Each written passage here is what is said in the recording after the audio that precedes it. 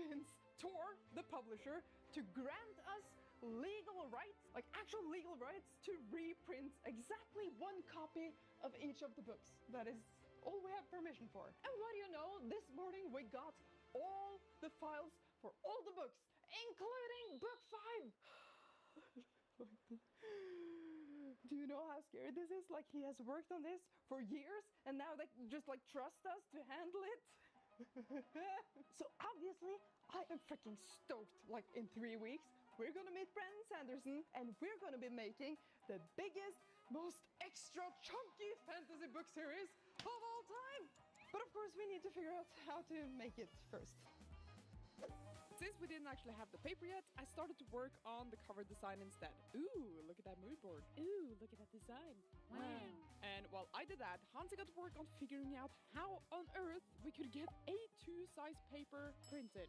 First we thought we could just buy a printer, but maybe not. So instead Hansi started calling around to local print shops without any luck. Until I was getting ready to tell Martina that we'd likely have to downscale this project. An email appeared in my inbox. LOS Digital. They had the $1 million machine and they were willing to work with us. Such a relief. So I've just now sent them the files, but first I had to make them sign an NDA because we don't want to leak these files. Hopefully it's all good though, because we only have one shot at this, and the plane tickets for Salt Lake City, they are already ordered. So we're going there, with or without these books.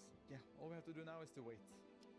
And now while we wait for the paper, let's talk about the overall design. What I'm thinking is to have a separate color for each of the books. All the dark blue lines, by the way, is going to be stamped into the leather. And then finally we have this gradient thingy on the front here, which is going to be hopefully a custom painting for each of the books. For the first time I'm going to try to somehow incorporate the painting with leatherwork. It's going to be interesting. Is it going to work? We'll find out. I think the papers, they just arrived. Let's open it and see if the papers are good.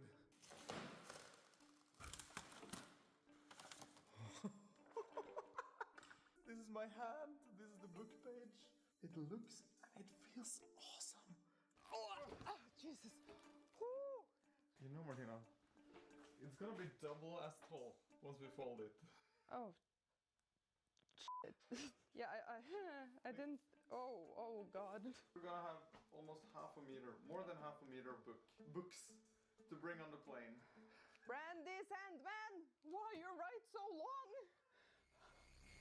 And now, of course, in preparation for all the massive amounts of paper folding we have to do, we have made this little jig. It's nothing complicated, it's just to help us align some paper like along the edge here and get a nice perfectly even fold. And that's the most important thing here because we only have one copy of every single book, like no replacements, nothing. If we mess up a page, then it's messed up, then we have to fix it somehow. So we really gotta get the fold perfect on the first try.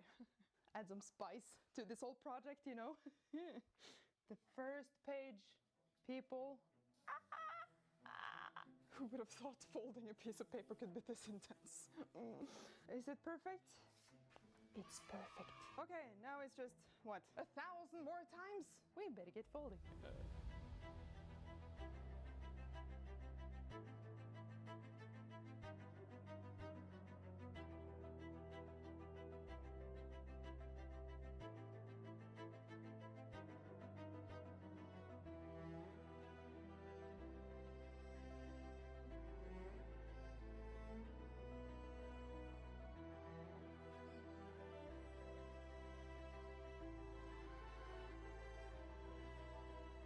Alright, next step, punching holes.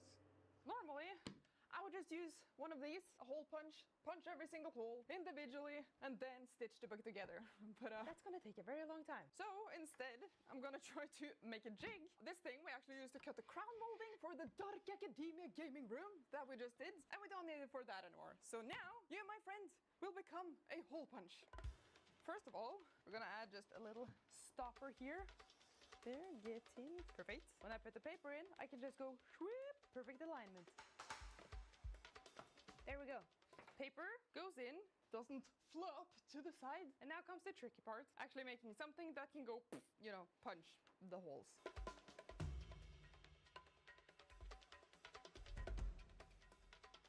It's a terrifying little contraption, isn't it? I mean, look at this thing. Nice and pointy. Gotta get the needles into their holes.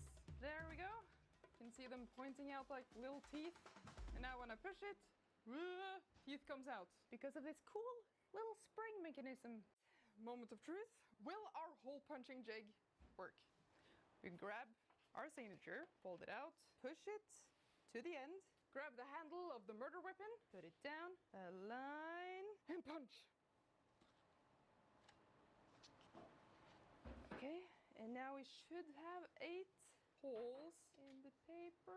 That is perfectly centered. Yes! I can't believe it worked! What the hell? That's great. Think about the years where we have spent time punching these damn holes. Oh, that's amazing. See, it looks like teeth. It's like a torture device. Yeah, it kind of is. Punching time!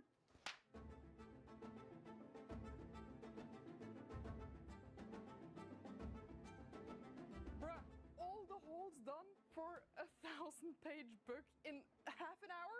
Excuse me? Without this jig, this would have taken at least like 4 hours or something. The next part is, of course, to stitch all of these signatures together. We're gonna do it the old-fashioned way with waxed linen thread and a little needle. Sew it down.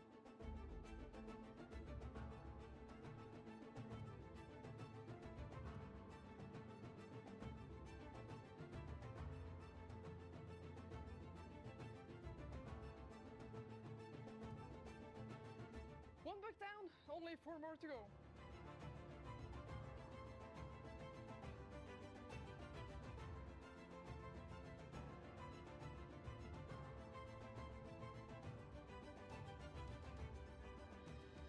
Alright, we got the book stitched up, so now we can give it that little curve on the spine, clamp it tightly together, and add our first layer of bookbinding glue. The first of many. Look at how this thing is clamped up. We got a buttload of like half-moon dowels just pressing this, trying to keep it as straight as possible and keep the pages from just warping like a little wave. Yeah, and the glue is just gonna like help keep the book together. Okay, glue time. Glue is looking nice. So once this is dry, we can go back to the front of the book and try to cut that curved edge off and make it nice and straight. So back when we made the really large book, there was one thing we weren't really happy about, and that was how the edges turned out. And that was because we didn't build a jig. And I have built a jig. I went to the hardware store looking for a solution. And then it all came to me. Little John spoke into my ear and showed me galvanized square steel. So I guess all we have to do now is to cut 5 massive books. It's quite a lot of work in it.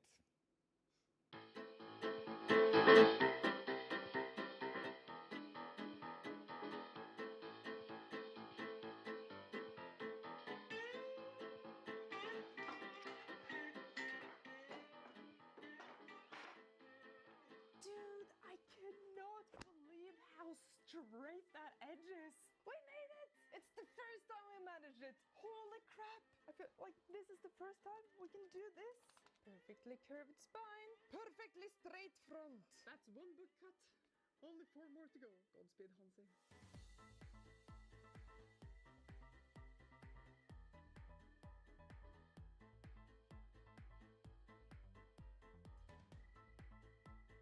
Hello?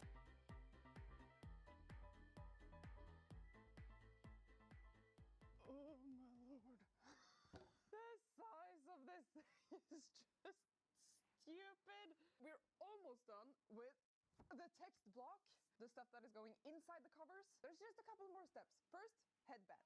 Headbands, by the way, is just this little top part here. It's just a piece of cloth, usually on modern books. But we're gonna do it the old-fashioned way and actually stitch the headbands. And well, sewing headbands isn't really that complicated. All you need is 2 colors embroidery thread, 2 needles, and something to use as a core. If you want more info on how to actually bind books, we have a bunch of bookbinding videos already. I'll leave a link below or like up there. And we also happen to have a bookbinding course available for our patrons. Down there too. You know where to find it. It's also headbands.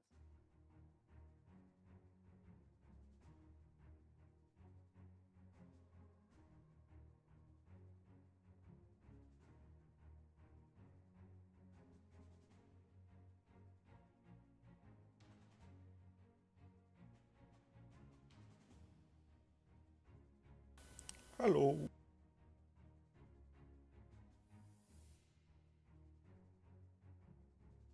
Oh man, look at all these books with all these headbands. Not to mention the ribbon bookmark. You're looking so fancy. We're almost done with the text blocks. All we have to do now is add some colored end sheets and finally add a little bit of linen to the spine just to give it a bit more strength because these are quite thick boys.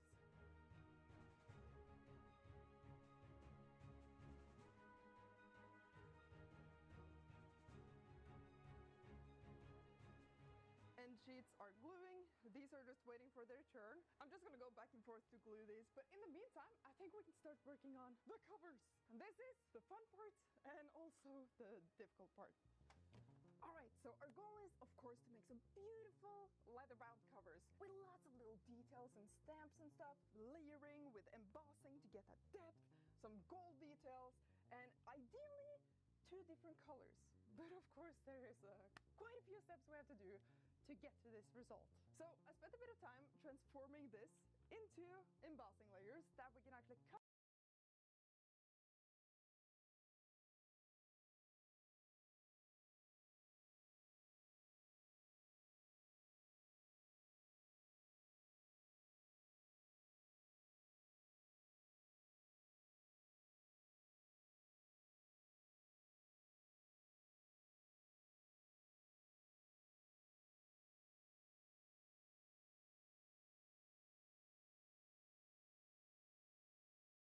Need any USB camera app on your Android device?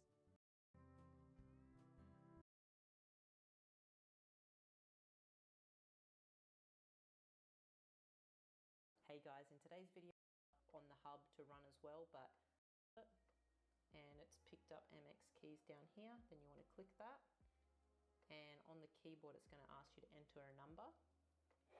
So we're going to put this number in and hit enter.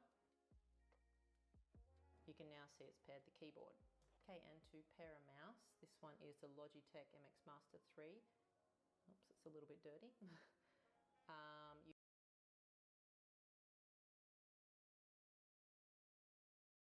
Computers, laptops, tablets, and iPads to work in a multi-display scenario. But my example right now, you can use a single tablet. Using right now is Samsung running Android, but this setup can be done with iPads as well in other computers. So jump in guys, and I'm going to show it to you how you can do it also. We are going to use a software called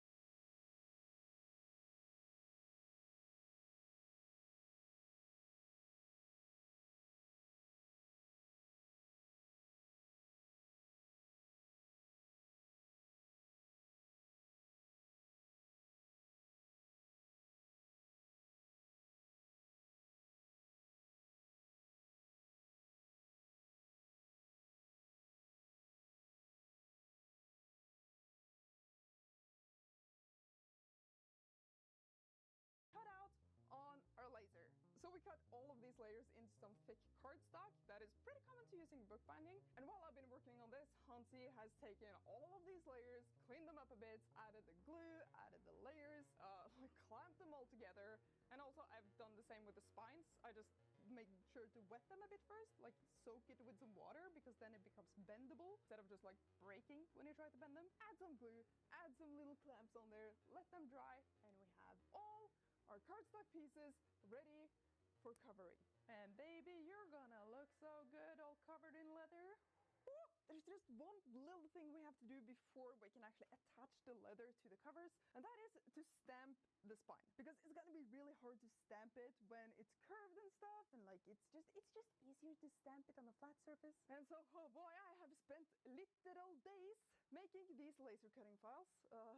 It's been breaking my brain. So we're gonna take this one, try to make an acrylic stamp with our laser, and hopefully that's gonna work. Alrighty, William, it's time to make some stamps. Are you ready, friend? He's flipping ready. Good luck.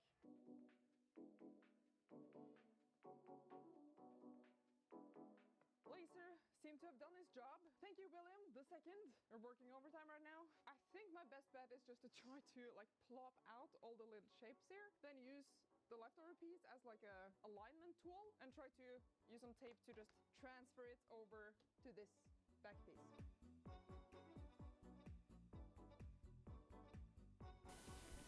Okay. Cure the resin. That should make everything stick in place.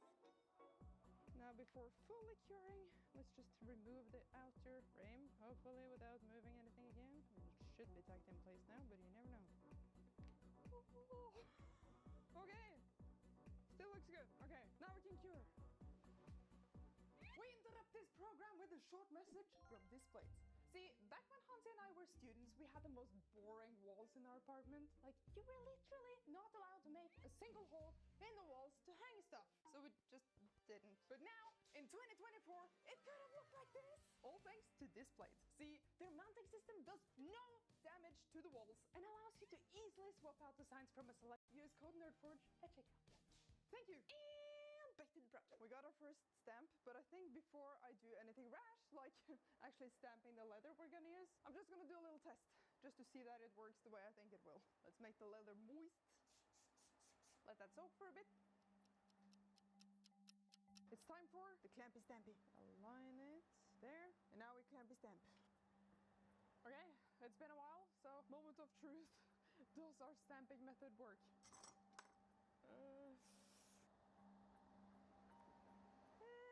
It's not perfect. It's very nice in the center.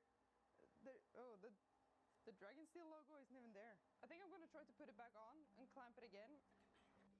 I put a second layer of leather underneath to give it more like cushioning, because then maybe we can push it further down. Hopefully it's worked. It worked! That worked so much better than I thought it would. Okay, it's still not perfect, but a lot better. I'm so glad I did the test piece. Oh my god. Well, I guess there's nothing else to do than try to actually do this on the leather. And we only have 5 hides for the 5 books, so no room for failure. Once again, time for clampy stampy.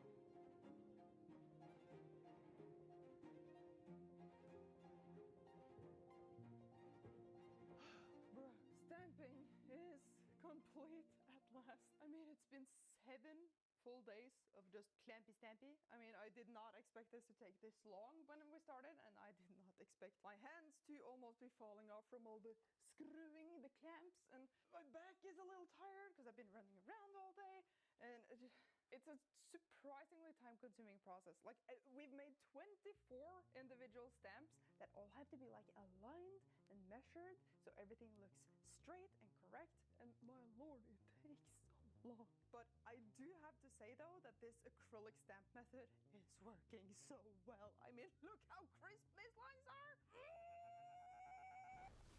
It's the first time we've managed to make such a great impression on leather, and my lord, I'm so happy with it. The 12-hour workdays were worth it after all. And I'm glad to say we can finally move on from this.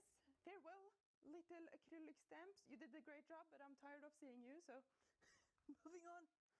Clamping, done. But you can see all of them have nice little skirts on the sides, lots of leftover leather. So to sort of wrap this up, I'm just gonna cut off the excess leather, add some compact glue to the inside, thin it down a little bit, and then just pop it in, fold in the edges, and glue it in place. And then we have our covers.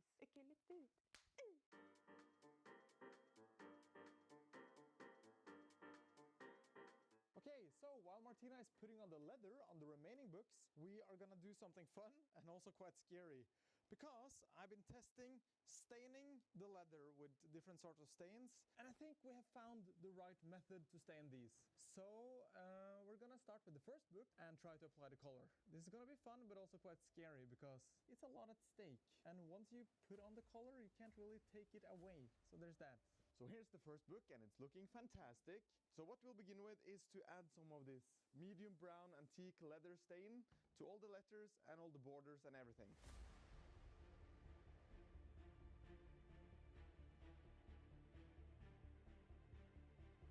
Okay, so that's the outlines very, very roughly painted in. Now I'm gonna use a mixture of diluted browns to dab on the edges where we want it to be brown. And then we're gonna do the same thing with the blues in the center. And hopefully that's gonna blend the lines a bit more.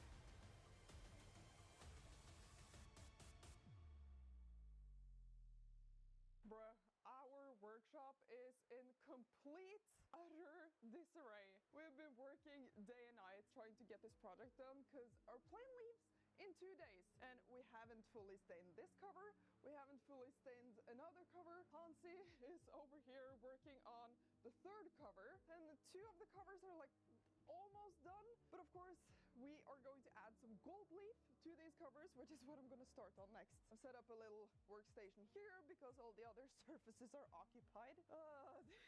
This project was, surprise, surprise, more work than we anticipated in the beginning. This is just off the charts, man. I hope we can finish in time, and I hope we can finish to a level that is just next, you know? Next level. Okay, gold leaf.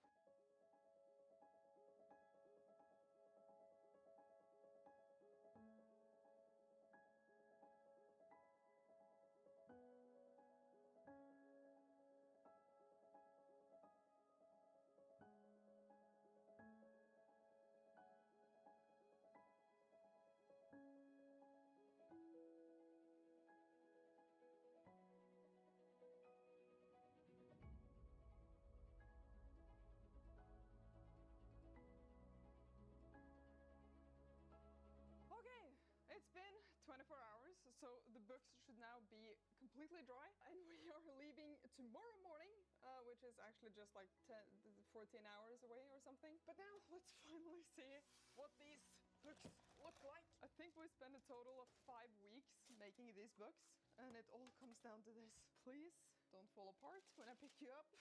Gluing is looking good at least. So many pages. Looking good here too. Nice, nice. And now for the opening test, the bend test.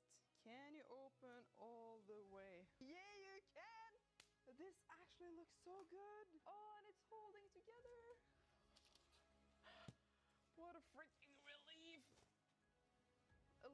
concerned though about putting these in a check-in, like 5 of these giant tomes checked in, trying to get them all to the US.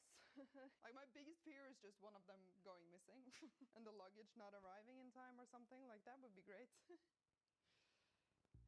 There's one thing we have to do still, and that is to attach the paintings to the front cover. And no, I haven't forgotten about it. It's just been so much other stuff that I haven't really had time to do the painting before now. So for the past 24 hours, I've been trying to make some custom artwork for each of the books and really trying to make like a cool sort of stylized thing around it. I've completed 4 of them. I still have 1 more to complete. You know, I can sleep on the plane, you know.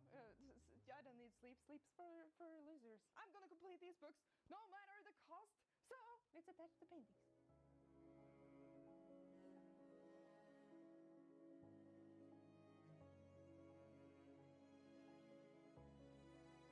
Okay, we made it. We have completed all the books. We're currently finally packing them down at 1 a.m. and our taxi comes at like 7 or something.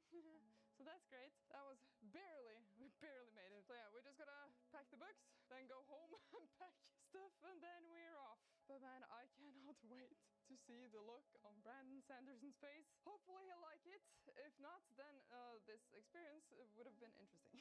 How could he not? Look at these things. They're ridiculous. See you on the other side of the world. Hopefully all in one piece. So after getting a whole 3 hours of sleep, we managed to lug our suitcases onto the train, through the airport, check them in, and just prayed for them to arrive safely through the 2 layovers we had. And what do you know, 18 hours later, we arrived in Salt Lake City, and one of the suitcases were missing. So we panicked, and waited, and paced for a good hour. Thank freaking goodness they found it. Oh, sweet relief. And now some well-deserved sleep. Good morning. It is now the day we're gonna meet Brandon, and we've just unpacked the books. They are looking good, luckily. There are some minor blemishes though. So we spent a little time touching up some bits here and there, applied some wax to the leather, packed them back in their suitcases, and now, time to go. Okay, everything is packed. Finally. Some final touches on the books. Yeah, just some last-minute panic. It's fine. And now we're heading down to the lobby to meet the Dragon Steel team for the first time. Excited and a little nervous. Yeah, I'm just a little bit scared. This is gonna look so funny. We're just coming down with all this. With four suitcases. You go ahead, and Okay. I'll follow. Oh, by the way, we got Lasse, our editor, on the camera. Thank you. Thank you. Let's rumble. Let's rumble.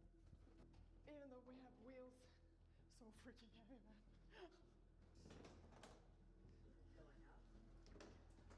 Hello. Nice to meet you.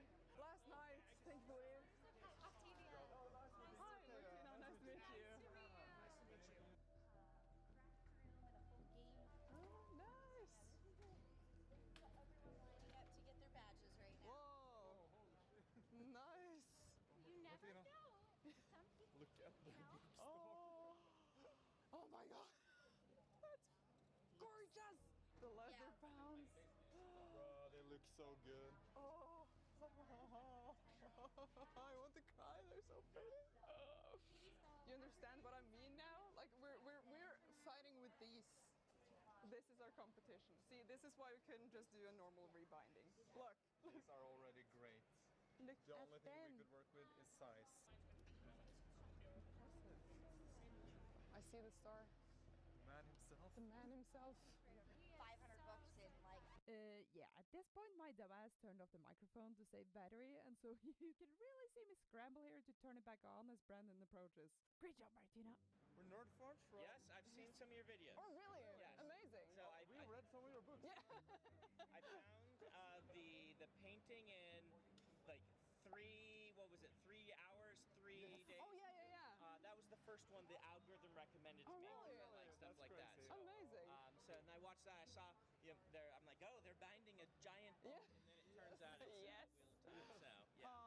Oh, Daniel Green has that. Yes, Yeah. I see it in the back of his videos sometimes. Yeah. He has it back there. So So we okay, have brought something for you. okay. Nice. a little reveal, but let's do it in the booth, in the nice Okay. area. In the nice booth. Okay. Yes. Yeah. We're gonna head over. Yeah. Awesome. Exciting. Should I be scared? Just a little bit. Just a little bit. Okay. So we have 4 suitcases. 4 suitcases. Okay. Of course, both Hansi and I are huge Stormlight fans, and we're very excited about the 5th one when the first coming actually now Yeah, in a couple of days, so you can get Yes. it now. Tomorrow, I think, when we're Yeah. recording this. And so when this video comes Oh, out, that it's looks- already out. I caught a glimpse that looks really cool. Something in there is extremely cool looking.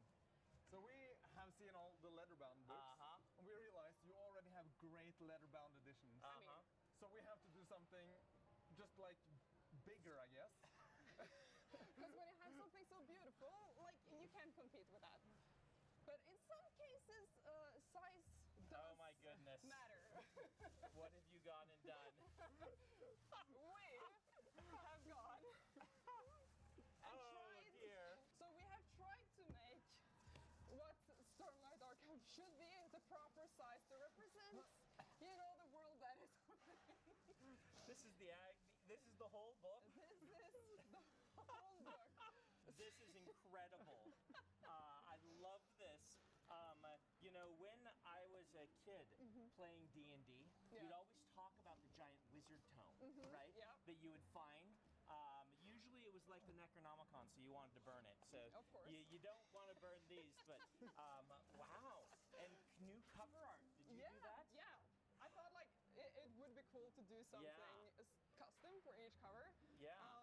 That's a so- really cool idea for Shalon. Oh, thank you. Yeah, I'm glad you I like love it. that. Yeah, because we were talking back and forth, like, okay, how are we actually going to represent each of these characters? And it was actually Hansi's idea to have this like broken reflection, and then me trying to actually paint it. Oh, that's cool too. I love this, amount- this You painting matched Martina the made. color of the order with kind of the fire and things of Dalinar's past. That's really cool. All planned out. That's really cool. So you did leather and then you pressed it in. And things, Yes. didn't you? Wow. And bigger and bigger. That's thanks to you. We have been struggling real hard when binding this to not read the words, because we didn't want to get spoiled while binding this. All Look worth at it. that. Look at that. This is that cover. the masterpiece. Ooh. You know, as I get older and my eyesight fades, Yes. then I'll have some large, very large print Exactly. versions of the books to go reference. Yeah. You just need a squire you need to a go lector. get it for you. And Yep. And Bring a it over, lectern. turn to page 372, and let me read. Ah, yes, that's right, that's right. Oh, okay. Well, That's so cool. Thank you so much. thank you Oh, so thank much you for so having much. us. Really and cool. letting us come here and meet you. Yeah. Anyway, thank you so Thank much. you so much. This Yeah. has been amazing, and I'm really looking forward to read this now. This is Yeah. it's gonna be Everyone great. check out Stormlight Archives to read it. If you haven't read it, you have missed something huge. That's amazing. That really is I guess just now it's back to Norway. the most awesome copy of the Stormlight Archive books that I have ever received. They are giant.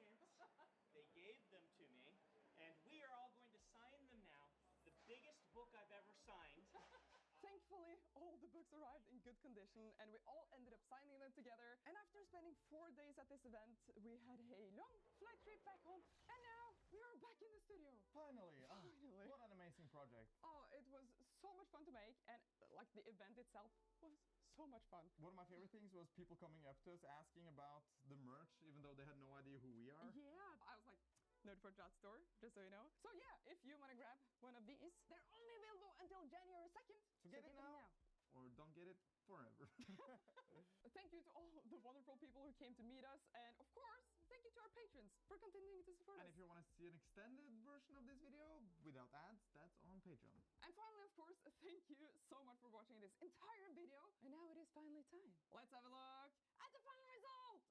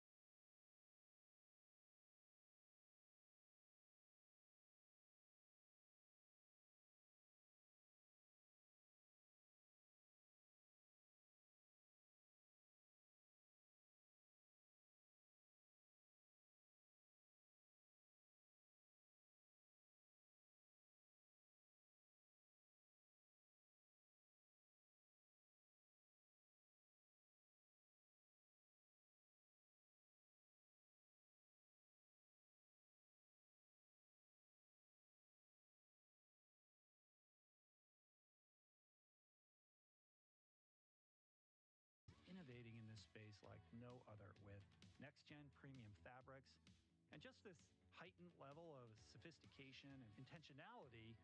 This is a really weird thing, and I think this is worth touching on for people. That normally in people's lives, there's a little moment, and it can be tiny, but it's like throwing a pebble into a pond. You don't know where the ripples are going to go.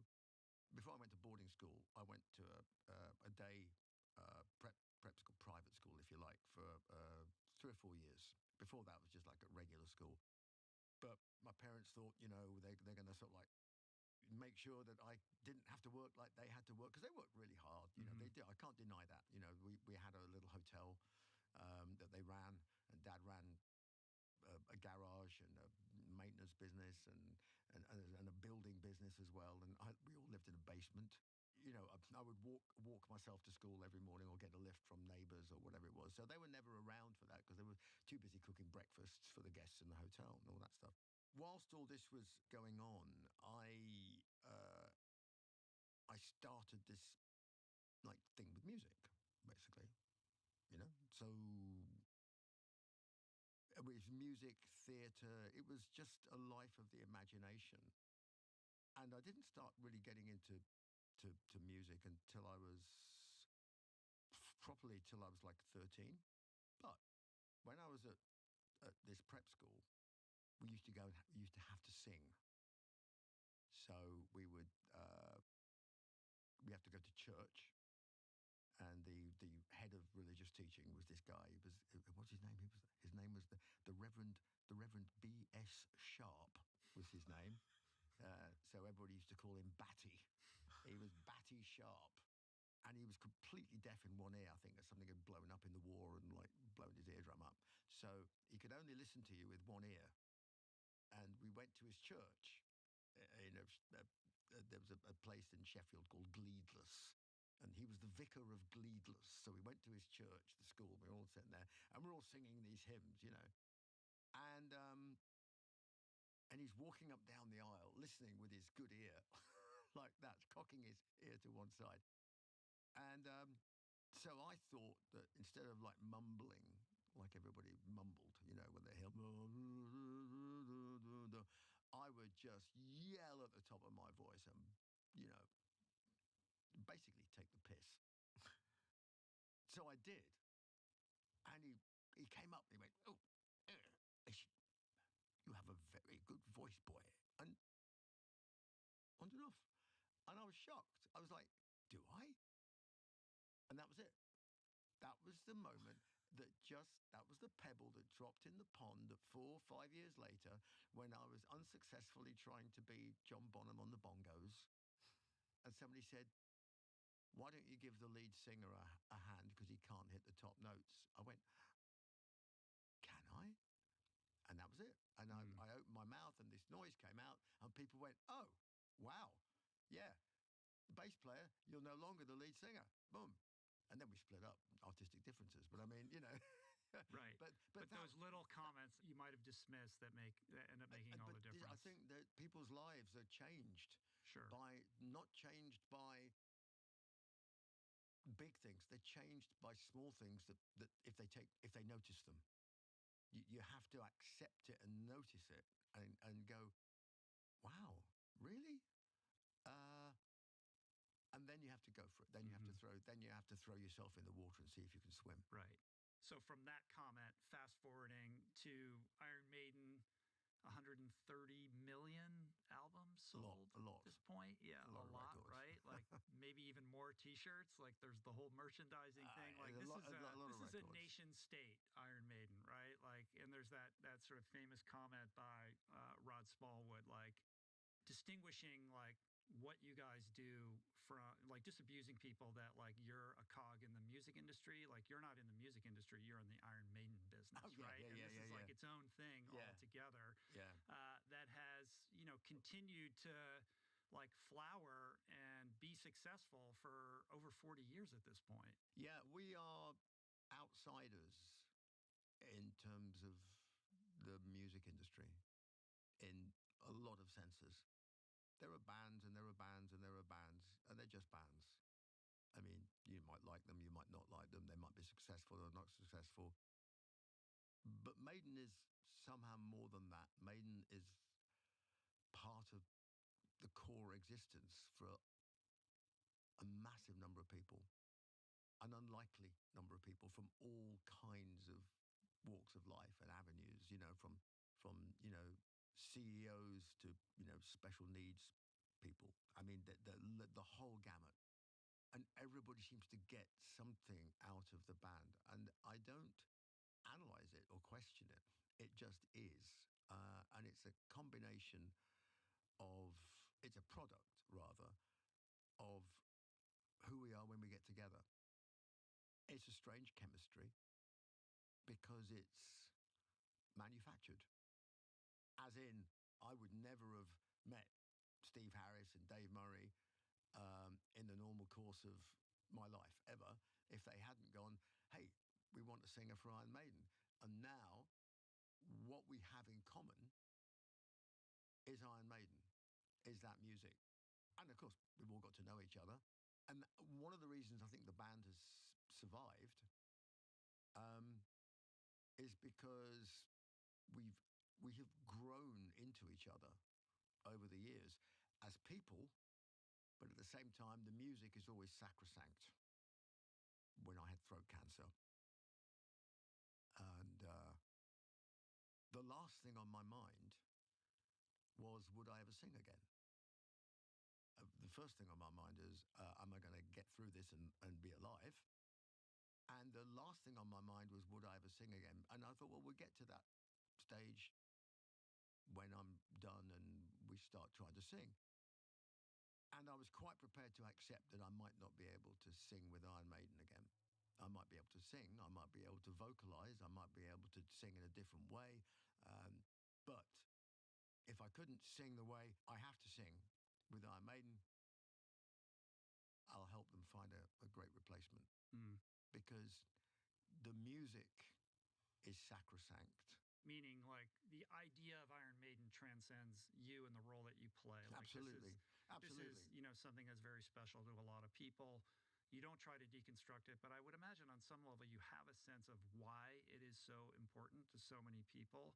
And if I had to guess, it has to do with authenticity. Like you said, it's manufactured, but it's also not manufactured. Well, it is like an organic expression of who you are, and staying true to, what you have always been from day one. The manufacture bit comes from only in the sense that, we didn't all... It's a construction We of didn't these all grow up in the same together. street. Right.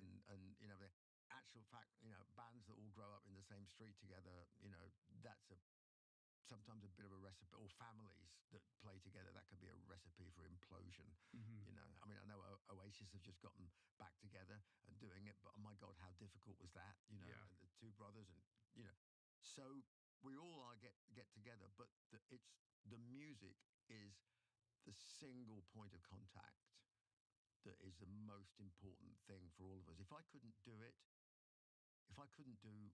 what I do now effectively, I would be the first one to say, you know what, it's time I retired from singing for Iron Maiden and did something else, stack shelves, something, because I have too much pride on the line to go out there. And people said to me, I was speaking to somebody, to a fan the other day, and they said, oh, it's great you guys are all still back together. I said, yeah, we're all still back together because we're fierce and the music is still as good, if not better in some respects, than we played it 20 or 30 years ago. Can I say that actual point, because I wanted to make this point, that when I first saw you, it was November 1982, I'm remembering Hammersmith Odeon, and there was however many, 6,000, 7,000 people. The show, as a 16-year-old, was just, first of all, they are a very tight, intense, fierce, and also loud, impressive band, and the stage show, whatever. I went to see you guys on this Tuesday night, 3 days ago at the Forum, which was completely sold out, and the band sounded better than 42 years ago. And I struggle to find another band that I've seen that is able to maintain that level of...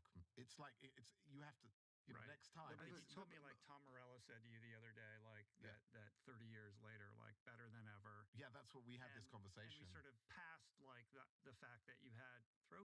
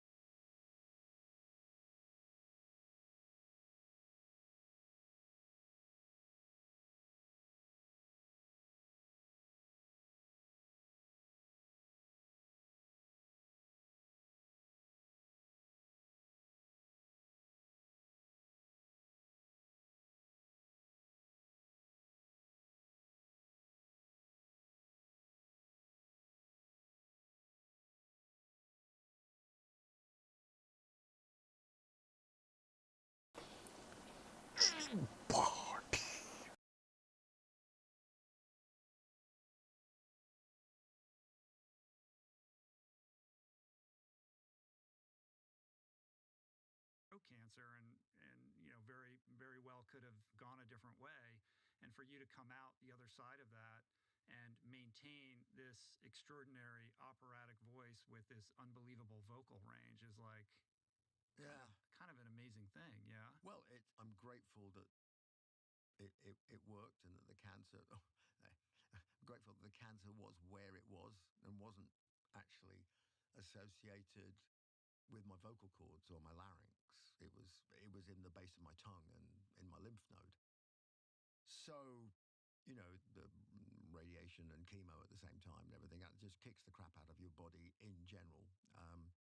But the voice seemed to come back. In fact, some of the top notes were better than they were before, probably because there wasn't a golf ball living in my throat.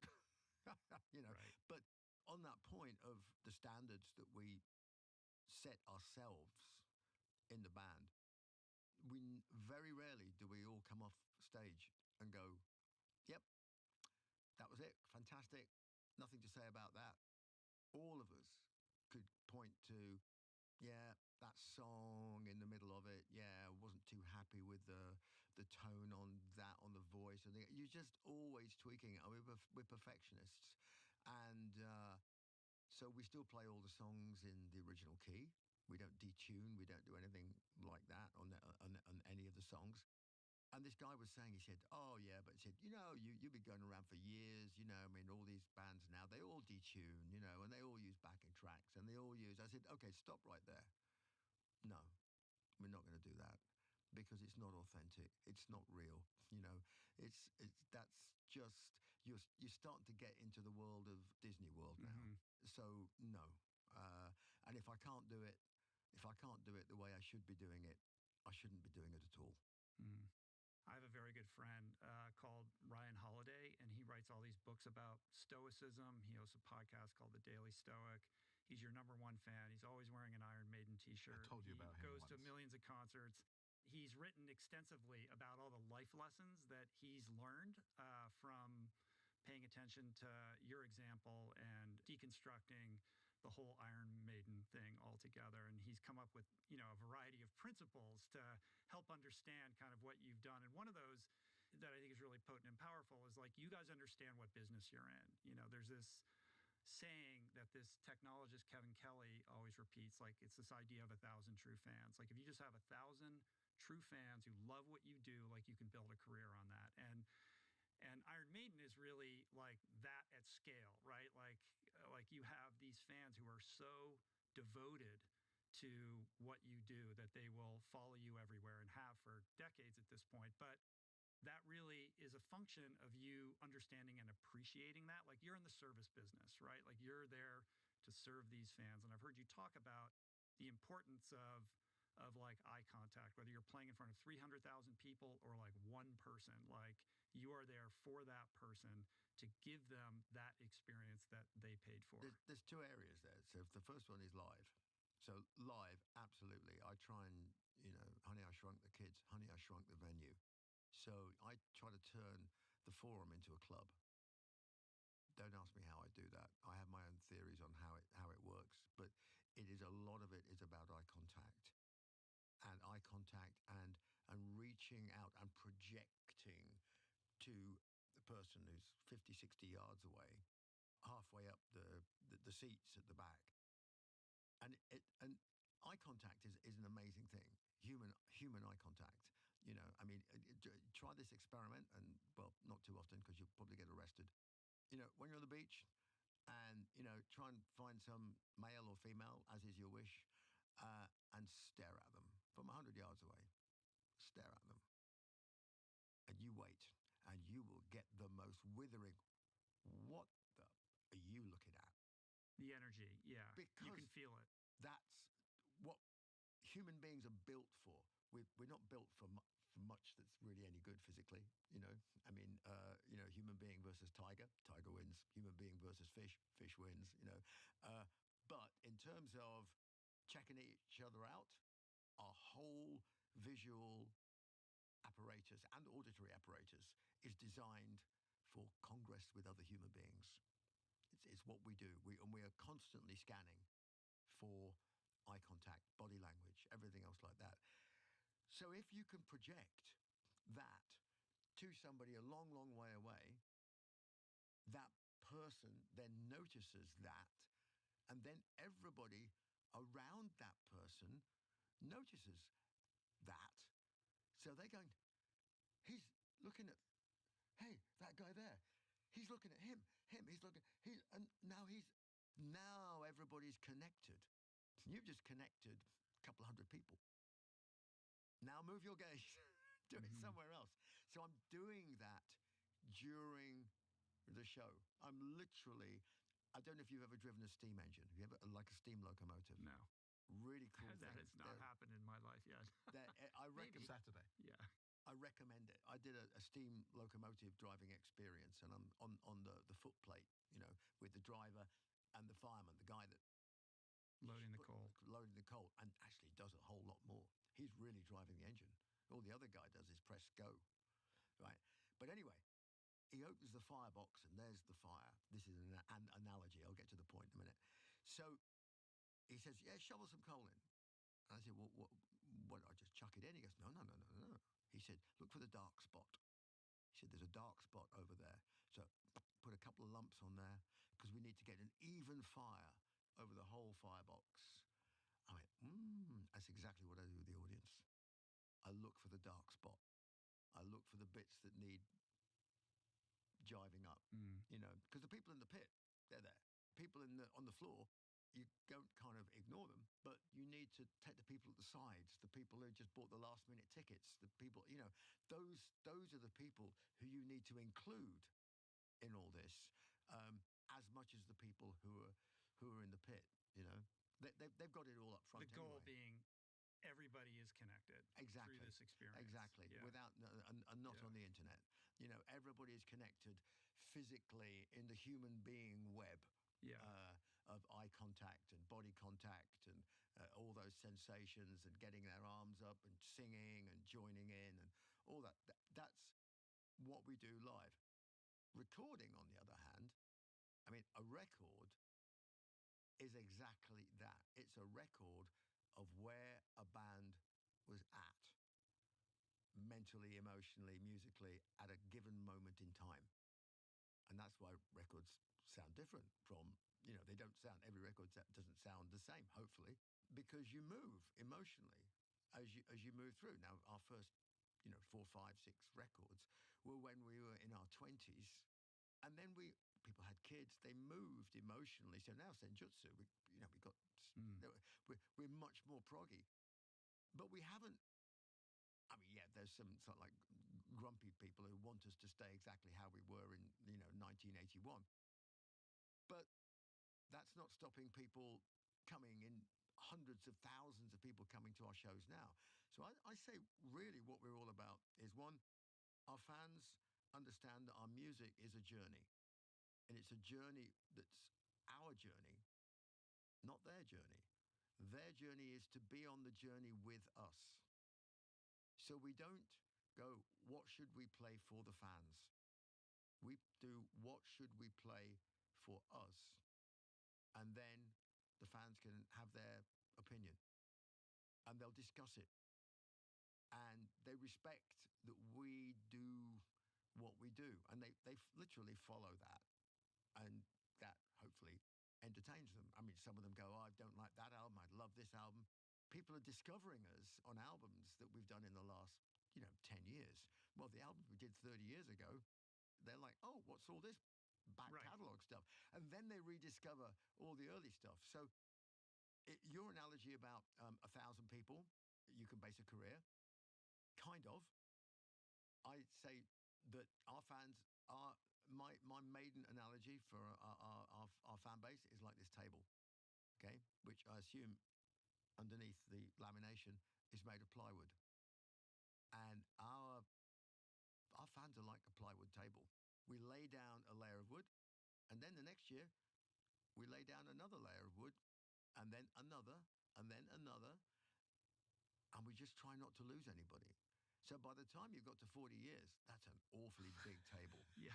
And also the other thing at the show I noticed the other night was original fans from 80, 81, their children are there and their children are there. There were, 8, 10-year-old kids, and I think even your friend Ryan Holiday is bringing his kid to the show tomorrow in Sacramento. His young son. So, the people are bringing their kids now. It was astonishing. It's hard. Intergenerational.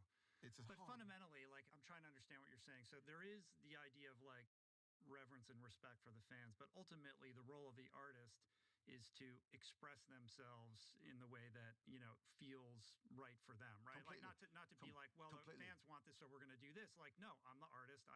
We decide the way in which we want to express and what we're going to express. And that is the crucial point that our fans accept.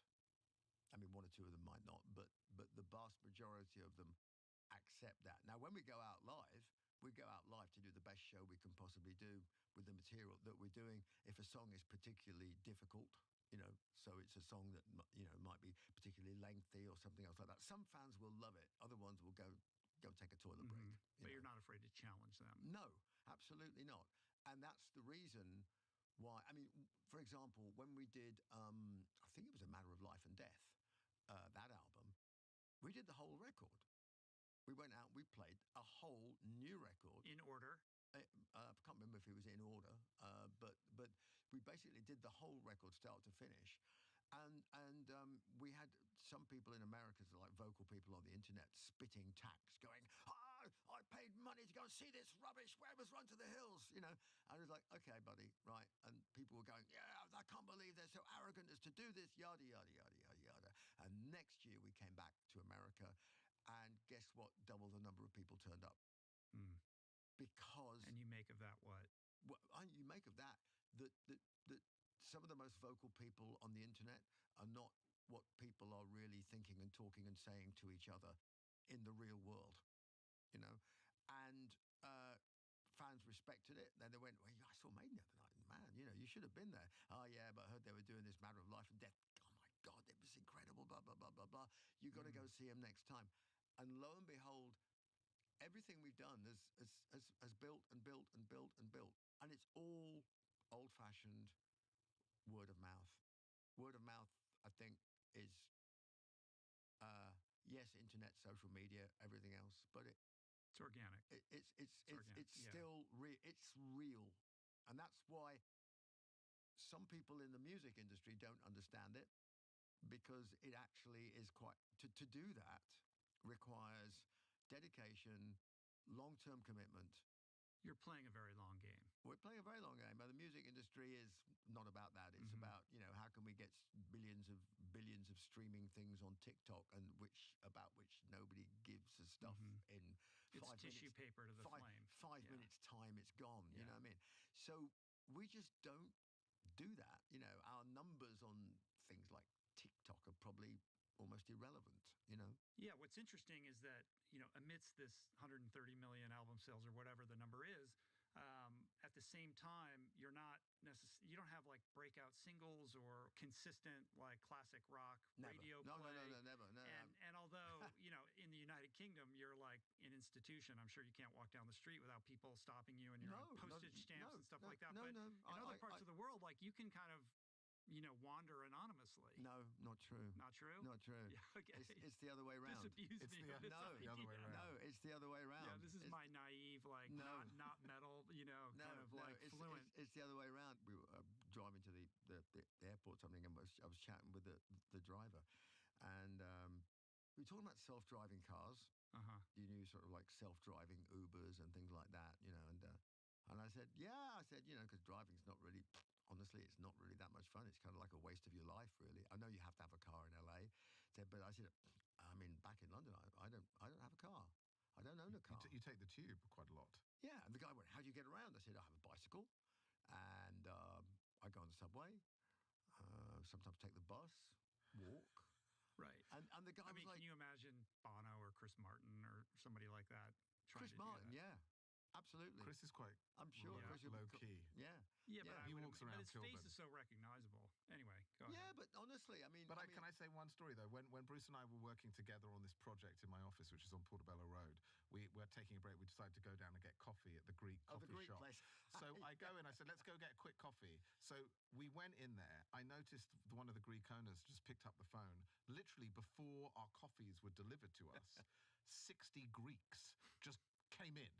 And like he was mobbed, and Yeah. I was like, Bruce, what the fuck is going on? And then you told me, that, maiden in Greece. Right. So the It salient was point, insane. I had you're to, in like, London, but it was because of the Greek the Greek audience thing, being and I had to involved. pull him out of the crowd. And to the get same him, thing. And the same thing. I It mean, was bizarre. I don't frequent Harrods, right? But I can't remember why, but for some reason I got out of the tube station and I was walking past the front of Harrods and walking to go somewhere else. And there was a bunch of Brazilians waiting to go in, and I'm sort of like, "Oh no!" and Yeah. and I don't know. So and then of course one night I'm on the tube, and I've got what's the local paper, the Evening Standard, Evening right? Standard, So I'm just like sitting there reading the paper, like typical, English grumpy tube person, don't rustle your paper, not talk to anybody. And I see this guy looking at me, and he's looking at me. He goes, Are you Bruce?" And I just put the paper down and said, "Who?" He went, "Oh, sorry." And that was. Oh, poor guy. No, but Yeah. but I was just like, hey, Yeah, let's I see if get I can get away with it. I mean, the key to being there's some places you can't be anonymous, like Brazil. I mean, forget it. I am a prisoner in the hotel room. Or, I've been smuggled into more kitchens and out of more underground kitchens in hotels to go and do stuff. But not in London. No, absolutely not in London. Unless it's Brazilians or Greeks, Right. or India or Korea or Uruguay. I mean, but It even is truly global. But even in I live partly in London, partly in Paris with my wife, and so even in our local neighbourhood, I mean the French they don't really hassle you in the same way as some other countries, where they're a bit more volatile, should we say? You know, so they ask sort of politely or nod. I mean, we went down to Australia, so we were in Perth for 3 weeks rehearsing, and we went down a bit early to go and hang out, and nobody was. In fact, they went out of their way to apologise, to sort of go, look, we know you probably want to be left alone, but can I just say that we're really big fans? I said, yeah, of course you can. Yeah, let's sit down, have a cup of coffee, and blah blah blah. And they go, yeah, we don't want to trouble you, but that was it. That was the only thing that happened to us down there. People were just chilled out, everything. So it's a cultural thing. But yeah, we are more well known now, and obviously after being on this podcast, there's no escape It's for all me. going to change now, Bruce. it's all about the Rich Roll Right. podcast. Transform your home fitness space with NordiTrack, delivering a next-level workout experience. Check out their incredible machines. There's a great book called Range by a guy called David Epstein. Have you read this book? No. It's a really interesting kind of deconstruction of all these high performers in a variety of fields. And we have this idea that the people who are the very best at what they do are the ones who have blinders on, and they just do that one thing and they blot out everything else in their life so that they can, be the most elite they possibly can be. When in truth, the fact is that most of these high performers are people who have a wide variety of interests and have studied many different things and have tried lots of different things. And it is only later in life when they realize like all this myriad of experiences kind of congeal to create a situation that allows them to kind of be the best at what they do in ways they couldn't have imagined. And when I think about you, I mean, you are a true polymath. You are a modern day Renaissance man. You're a commercial airline pilot. You're an aviation entrepreneur. You write novels and screenplays and comic books and children's books, and you have a beer company, And then there's the fencing. and then the fencing, right? Which maybe we could start there, but I want to kind of dive into the plethora of other interests that you have, and kind of the relationship between curiosity and, passion, and how all of these things kind of influence what you do in your main gig, being this front man in one of the most iconic bands in the world. Okay, so the earlier guy that you talked about, Mr. Epstein, and his book, he's not wrong about you have to take a deep dive into something and almost be a kind of like maniac in terms of dedication, but not all the time. So to be a really successful sportsman, you need to basically just be. There's no other way to describe it. Just selfish. You just have to think completely about you, your performance, your sport, yourself, and everything else takes a backseat. Family, kids, everything. And I think most sportsmen, people go through a phase of their lives where they do that in order to almost brainwash themselves into the level that they need to succeed. Now, once you've had what psychologists sometimes call a peak experience in any area of your life, it transfers. So, like a muscle that suddenly gets awakened, that you didn't know you had that muscle, and suddenly it awakens and it gets stronger and stronger and stronger, and you could feel your body, your psyche squeezing it when you attack a problem. You have to have that initially in one area of your life, but then you can transfer that feeling, and it is a feeling. It's an emotional thing. It's not a I'm gonna for me anyway. It's not something you measure on a tape measure or on the Richter scale. It's an emotional feeling, but a focus that you can apply. Like when you switch the lights on in a room, it's a general wash, and you can see sort of most things. But then you turn it down to like a real tight laser cone, and you look in great detail at one thing. That ability to focus is something that you have to train on something. Mm-hmm. On something. You have to take a big deep dive into something and make it a part of your entire being. But then once you've done that, you can apply it to other things. It is an emotion, but it's also a set of skills, right? Knowing like, okay, I applied myself in this way to this field. I improved, achieved some level of excellence, and now I know I have like a sense of the tools that I have in my toolbox that then I can take over here. Well, then you have more tools. But you have to have the emotional piece, which is the enthusiasm and the curiosity. Oh, like yeah. That has to be an authentic. Absolutely. That's got source of inspiration. That's got to be there. So I have a lot of friends who play golf. I do not play golf, but I accept it's a very difficult game. I accept you could spend your entire life practicing it and never know it all.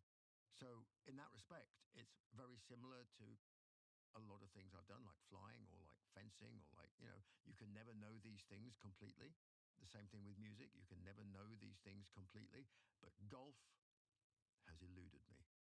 I have no passion for watching it, I've tried. I mean, I've gone on putting greens and people go, oh, that's really good. I'm like, I don't get the feeling that, wow, I really want to spend my life doing this, hitting a ball on a driving range. I'm like, no, it does nothing for me. It's like gambling. Some people love to gamble. I just go, it's a waste of time. Why am I wasting my time and energy and money? I've tried. But aviation being different, right? Like a lot of people get their pilot's license, but there's a difference between that and being sort of a pilot hobbyist and piloting 757s and basically going on missions at the behest of the British government to retrieve, troops in conflict zones. Like these are like worlds apart. Yeah, but when I was a kid growing up with my grandfather, didn't really have childcare back then. And he was working a night shift or whatever. So during the daytime, I was sometimes sent round to my great uncle and my grandfather's brother.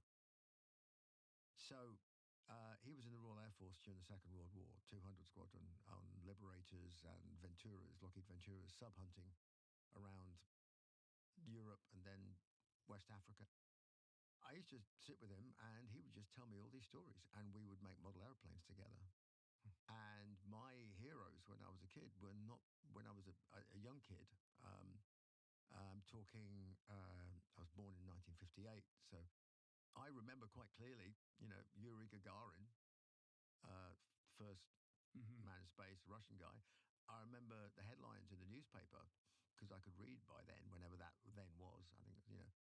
I think it was in '62. I can clearly remember that. So my heroes up to the age of 10 or 11 were test pilots and astronauts. I followed, Apollo 13. I wish I could find the notebook. I filled a notebook when Apollo 13 was happening with the disaster, with all the notes and everything else. So, but at school, I had no interest in mathematics whatsoever. I hated mathematics. I could add up and things like that, but equations and trigonometry, what the hell use is that, right? And the same, funnily enough, with physics. So fast forward, I was going to join the army when I was in 15, 16. Why? Because I was angry and grumpy and had the shit kicked out of me, and I wanted to fight people. Stupid, but kind of understandable. Army had a lucky escape that I didn't join. But the people say, well, why didn't you join the Air Force? I went, because I was rubbish at maths and physics, and they'd never have accepted me. Absolutely wrong. As I subsequently figured out later on, having met people in the Royal Air Force and everything else, it is probably the best educational system on the planet, the military, because they don't leave anybody behind. First of all, everybody has to achieve the standard, otherwise they're pretty useless to be working with, right? And the other thing is that if you have the right character for doing the job, they'll teach you everything you need to know, including the maths and physics that you need to do your job. So I didn't find that out till later, so I didn't do that. And I always wondered about flying because I loved aeroplanes and jets. And then I took a trial lesson when I was in Kissimmee in Florida on holiday, just kids to Disney World. And I went off and took a trial lesson at $30 for 25 minutes in a little Cessna 152. And I remember walking up to the airplane and touching it and looking at it and going, I know a surprising amount about this airplane. I know what that is. Wow, I'd forgotten that I knew all this stuff. There's an awful lot of stuff I didn't know, obviously. But we got in the plane and we got off the ground. And as soon as we left the ground, I was just like, I'm not happy about this. And the further we got away from the ground, the happier I became. Then we're about 1,500 feet above the sun sets, and I could see in all dimensions. So I'm living in three-dimensional space now. Not only am I living in three-dimensional space, but I can see a possible future, a navigational issue. Where are we going to go in three-dimensional space? How do we stay in three-dimensional space? What's keeping me alive? I shouldn't be here. What's keeping me alive? Answer, well, the power plant at the front. Answer, the instruments in front of me.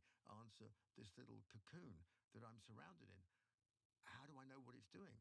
What is it thinking? What makes it tick? What makes it go? And suddenly I saw an external and internal world expanding in all directions to infinity. And that's why I fly. A light bulb moment. Yeah, a light bulb moment. You knew in that moment you were going to be I didn't know I was going to be digging into this world. I didn't know. I thought I am 29 years old. Yeah. And literally just one thing led to another until I got to the point where I went, well, I wonder what it's like to fly a jet. I really liked the idea of flying for a purpose, with a mission, to actually do, not just to go up and toot around on a Sunday afternoon and burn fossil fuels and for a $100 hamburger, I thought I love mission orientated things because it gives you something to judge yourself by. How good are you really when the chips are down? Can you really cut it? So I became a flight instructor. So I used to teach flying. And then gradually did all my exams. I mean, I've got a full set of American licenses that I've done over here in the USA. And then I've got another full set of licenses that I did in the UK and Europe. And they're two separate sort of systems. When I quit Iron Maiden, which I did for six years or so, something like that. I thought, well, if this solo career of mine doesn't work out, what am I going to do? I thought, I don't know. Unemployed rock star seeks gainful employment. Going and stacking supermarket shelves is an option. I mean, you got to do something to feed the family and work and stuff. So I'm not scared of that. But I thought, what? I mean, maybe world needs pilots. Maybe I could do this. So I started doing the exams to go and do it. And then at the moment that I got the job to go back to Iron Maiden, I said, do you want to come back to Iron Maiden? So I said, oh, yeah. This was like 91? Yeah, something like that, yeah. And I went, damn. Well, there goes any chance of flying a jet because I'm going to be busy. You know what I'm going to do? Screw it. I'm going to buy an airplane. So I bought from Santa Monica, there was an airplane sitting out there, it's a little 8-seater, an 8-seat airplane with a pressurized cabin, two piston engines in it. It was a Cessna 421. And I thought, you know what? I've done all these flying exams. I'm going to just go and fly myself around the world doing gigs in this thing. So I did an American tour, like 50 shows. And then there was a European tour beckoning. So I thought, well, I'll do the European tour. So I flew it across the Atlantic. Got there and did the European tour. And then we had another American tour, so I flew it back the other way. Had a few adventures along the way. Did the US tour. Got back to Santa Monica, and this guy who was at the airport there said, do you want to sell a half share in that airplane? I went, yes. I go back to Europe, and Maiden had about a 6 or 8 month break. Very rare, but we had a break. My buddy who I'd gotten into flying was actually almost qualified as an airline pilot, and he phoned me up. He said, look, I'm in a simulator because I've got a job interview coming up. They're going to give me a test in a simulator. A buddy of mine's in the back. He's a trainer, and he's going to walk me through a few bits. Do you want to sit in the other seat and just operate a few of the knobs and switches? I went, yeah, great, sure. So I turn up, and I thought, you know what I should do? I'd type out the CV, put it in my pocket, and I sit in the other seat. The guy does like 20 minutes in the sim. And the trainer in the back says, tell you what, take a break for a sec. He said, you're a pilot, aren't you? I said, yeah. He said, you have a go at the same profile. I went, okay, sure, fine.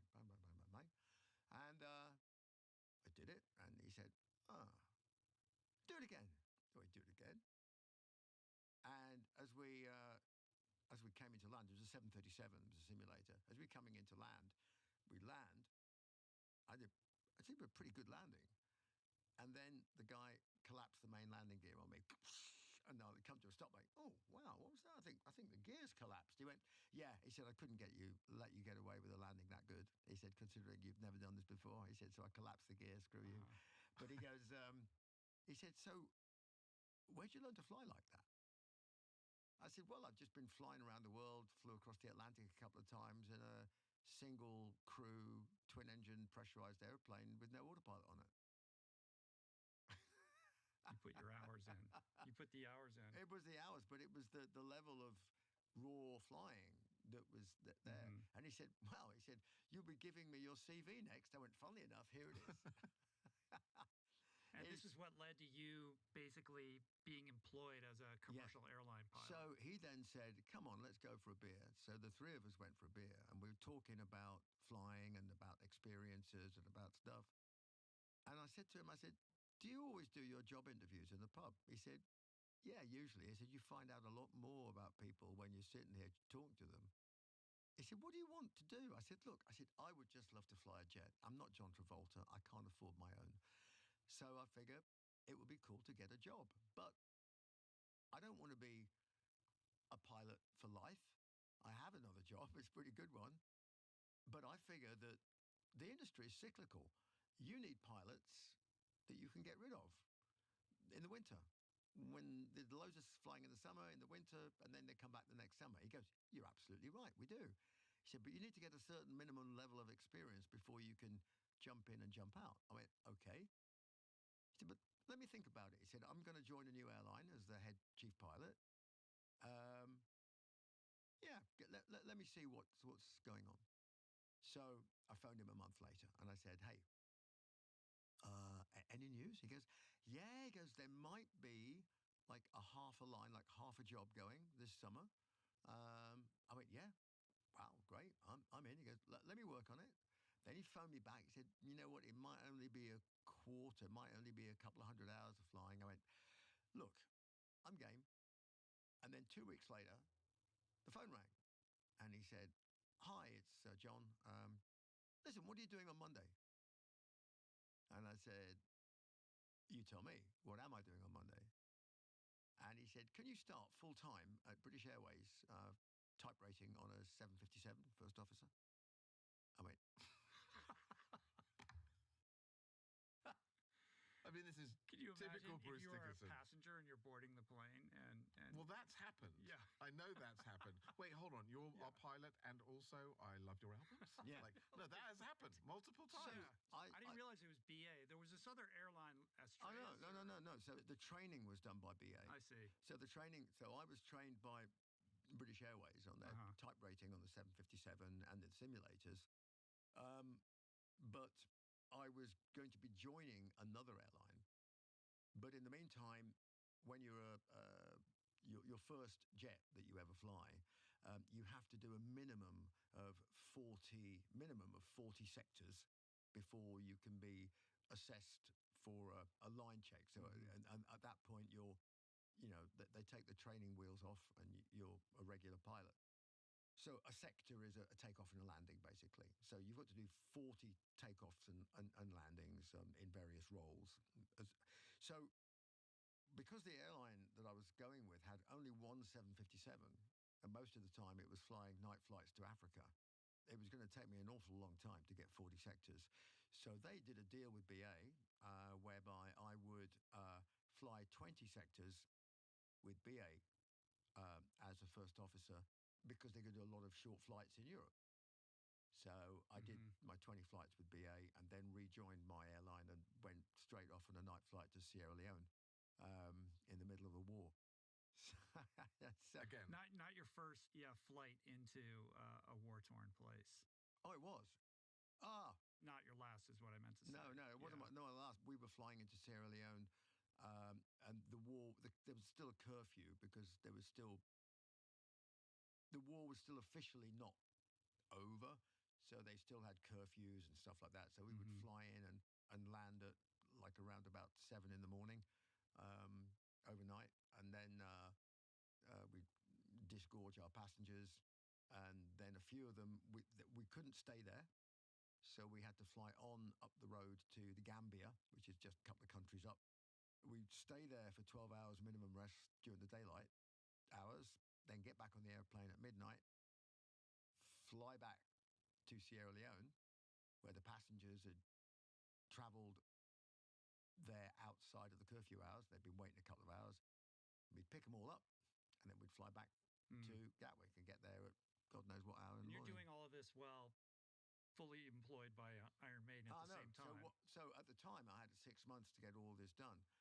Now, 9/11, I'm in New York. I've got a simulator ride coming up with the airline that I was working with because I've now qualified as a first officer. I've got 2 little stripes, not 3, just 2, junior first officer.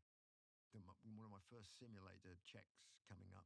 So I'm sat on the roof in the hotel just by Central Park on Iron Maiden business. I'm supposed to be doing something with MTV that day. And I've got my my manuals out, and I'm doing a bit of homework on the airplane. And all these people are coming up. I'm sitting on the roof, and there was a pool, and it used to be called the Park and Meridian, this hotel. So there was a pool on the roof. So I'm sat there, you know, and this woman comes up and says to the pool attendant, "Has anybody heard anything about an airplane crashing into the World Trade Center?" And I looked up. I went, "Oh."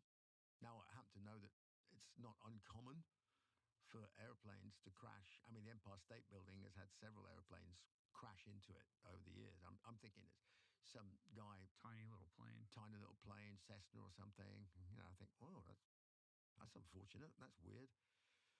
And then more and more people come up on the roof, and they're looking downtown. And one of the guys comes out. I said, "What kind of airplane was it? Do you know?" And the guy goes, "It was an airliner." I'm like, "Oh shit, airliners don't crash into skyscrapers. This is weird." So I went on the roof and had a look, couldn't see anything. It was too far downtown. And then I heard military flying low down the Hudson, unmistakable like military jets. And I'm thinking, I'm going to get off the roof and go down and see what the heck is going on in the world. And I went down, turned on the TV. One tower was down. The other one was sadly well on the way. And I thought, oh, wow. So I was supposed to be flying out that night. Out of JFK? Yeah. So I phoned down to reception. I said, "Hello, I'd like to extend my stay if that's possible, because nobody's going to go anywhere tonight." And then I tried the cell phone, and to my surprise, it worked. Because I thought the next thing, going to shut off all cell phones, but they hadn't done it yet. So I got a phone call through to my airline operations in London. And I said, "Hey, it's me. You're obviously watching what's going on. I'm not going to be back on Monday, but I am safe. Everything is fine. If everything gets cut off, can you call my wife and let her know I'm fine if I can't get through?" That's it.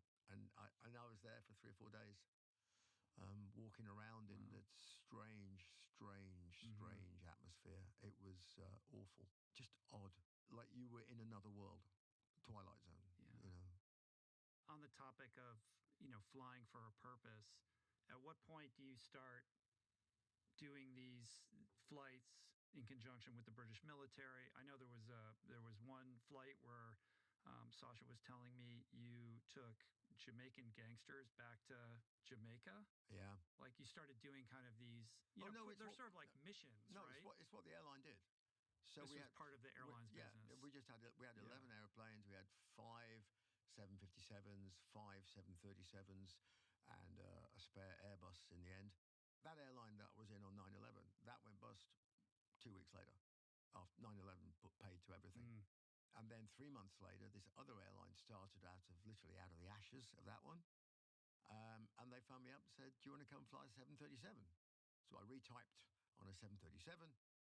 Went flying a 737, and then they got a 757. They went, "Hey, you're already qualified on that." So then I went back on the 75, which is my favorite bird. I love that airplane. But anyway, that's another story. You retrieved stranded tourists from Egypt. Just a job. Retrieved just a job. Troops from Lebanon and Afghanistan. I did 6,500 hours of heavy jet flying in 10 years, including the well-publicized Iron Maiden round the world trips. Sure. But that Ed Force One. That was maybe round the world. That trip in my logbook was total maybe 50 hours each trip. That's all. Yeah. So all the rest of that flying, those 6,500 hours, was some days you would turn up in like a company like EasyJet. They would rent our airplane for the summer, and we'd be flying to wherever EasyJet flew to. BA would be short of an airplane. They would rent us, and we'd fly to regular runs to Bulgaria. We were in and out of Iceland as a low-cost airline. We were flying to Newark, Boston, Winnipeg, and Florida. But you didn't keep the Iron Maiden logo on during sometimes. No, sometimes. Where is Ed Force One now? So for people that don't know, 757 says Iron Maiden, in gigantic typeface. That was one of them. Yeah. Decals. Where is that plane now? Scrap. It's scrapped. Yeah. Well, we had two. I forget which one is One of them is flying for FedEx or somebody like that as a cargo airplane. The other one we used that went to scrap. And the 747 that we ended up, the very last incarnation of it, the fourth around the world, was a 747. So I had to join the airline that operated that aircraft, Air Atlanta. So I had to join Air Atlanta as a captain. So do the type rating, their type rating, and then do my 10 sectors of line training as a captain before I could be, officially let loose on it on my own. That was an ex-Air France machine. Very nice airplane, very nice airplane. It is unfortunately also at the scrappers at the moment. But yeah, it's really well documented in the film Iron Maiden Flight 666, Sam Dunn and his partner. Yeah. It tells the story of one of those incredible tours with Bruce taking the band, Iron Maiden, and all their equipment and flying to places that the band hadn't necessarily played before, couldn't get to, or what was that the concept, sort of? Well, yeah, we had this idea that it would be great to do, places like India, South Africa, and Australasia, and the accountants were like, you can't afford to do that, guys, anymore, because all this gear you've got to take, and the transportation costs and things like that. Just do like North, South America, and Europe. And I thought, well, that's a shame. So I did a bit of thinking about it, and the economics of, I mean, you can rent airplanes, you can rent airliners. And any airline, if they've got a spare airplane, will rent you their airplane for a price to do whatever you want it to do with a crew and everything else. So, how much does it cost to rent an airline or an airplane? Well, the answer is, how much is the price of fish? If there's a lot of fish, the price goes down. They're sitting. So with airplanes, where my airline was, our peak season is in the northern hemisphere. It's the summer. Everybody's going on holiday, so consequently, renting an airplane is very expensive in the summer because you can't get them. In the winter, airplanes are sitting on the ground. Costs $500,000 to park an airplane for a month on the ground. That's what it costs. So any money you can get, whatever, to offset that is great. So airplanes in the winter are cheap. Where were we proposing to go? We're going to go in the southern hemisphere. Well, our winter is their summer, which is exactly when we wanted to go. So you can see here, I joined up the dots and said, this is the entrepreneurial Bruce at play. And I said, and I went to the chief pilot. I said, I've got an idea where we could do like 2 months of work on one of the airplanes going around the world with our crew. But and you just have all the equipment, all the crew, everything in that one plane. Yeah. Now the problem is it won't fit in the hold. I said, so could we turn the last 1/3 of the airplane into a combi? Turn that into a cargo hold temporarily and then put it back into passenger afterwards for the summer. He went, yeah. He said, we used to do that on the old DC-3 with a net. I went, okay.